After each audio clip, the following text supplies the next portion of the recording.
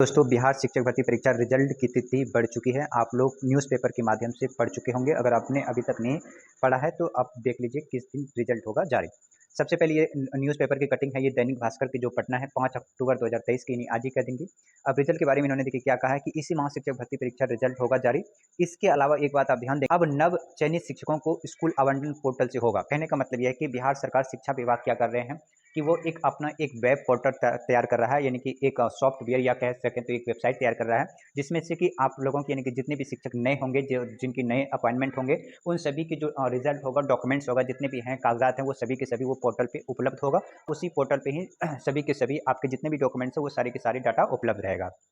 और उसी पोर्टल में ही आप लोगों के स्कूल आवंटन दिए जाएंगे, यानी कि कौन से जिला में कहाँ पर या किस स्कूल में आपकी ज्वाइनिंग होना है। इसके अलावा और देखिए क्या लिखा है, यहाँ पे लिखा हुआ है यहाँ पर कि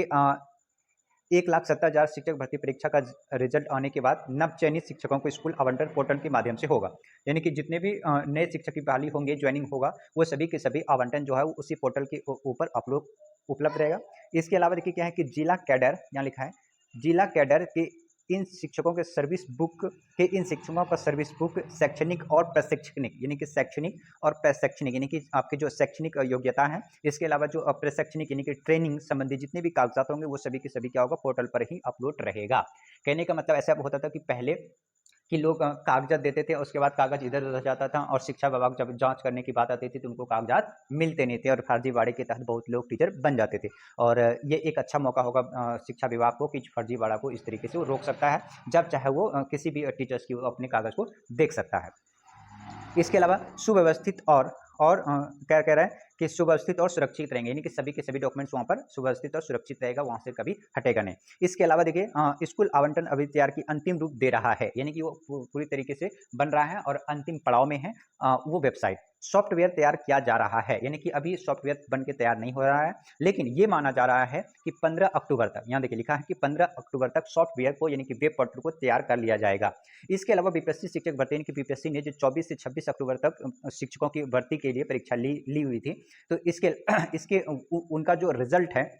वो पहले तो उन्होंने कहा कि भाई ऐसा है कि 7 से 9 के बीच में आएगा, अक्टूबर के बीच में, फिर बोला 10 से 15, फिर 15 से 20। अब जो बताया जा रहा है, ये बताया जा रहा है कि 15 से 25 अक्टूबर के बीच में रिजल्ट जारी हो पाएगा। कहने का मतलब है वैसे भी 15 तारीख तक रिजल्ट जारी नहीं होगा, क्योंकि जो वेब पोर्टल है वो तो बन के तैयार ही हो रहा है, 15 अक्टूबर तक वो रेडी ही होगा। तो 15 अक्टूबर तक तो रिजल्ट आने की संभावना बिल्कुल भी नहीं है। हो सकता है कि 15 के 25 के बीच में, अगर 15 तक नहीं हो पाया तो लगभग 20 से 25 के अक्टूबर तक के बीच में रिजल्ट जारी होने की उम्मीद है।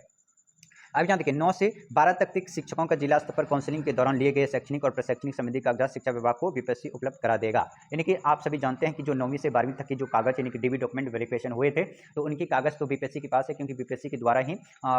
डीबी डॉक्यूमेंट वेरिफिकेशन कराया गया था। तो वो जितने भी कागज हैं वो क्या करेगा, बीपीएससी शिक्षा विभाग को यानी कि बिहार के शिक्षा विभाग को उनको वो सौंप देगा और फिर वो बोर्ड पर जो ये जो वेब पोर्टल है उसमें वो अपलोड कर देंगे। इसके अलावा जो पहली से 5वीं तक यानी कि पीआरटी यानी पहली से 5वीं तक के जो अभी डॉक्यूमेंटेशन तो इनके हुआ नहीं है, लेकिन फिर भी जो बीपीएससी के आयोग है, बीपीएससी आयोग के पोर्टल पर पहली से 5वीं के कैंडिडेट के भी डॉक्यूमेंट्स वहाँ पे अपलोड है, तो वो क्या करेगा, शिक्षा विभाग को उसे भेज देगा और वो शिक्षा विभाग उस पोर्टल में डॉक्यूमेंट्स अपना देख लेगा। हाँ, एक बात यहाँ पे बात यह है कि जो अंतिम चयनित किया जाएगा शिक्षकों का, वो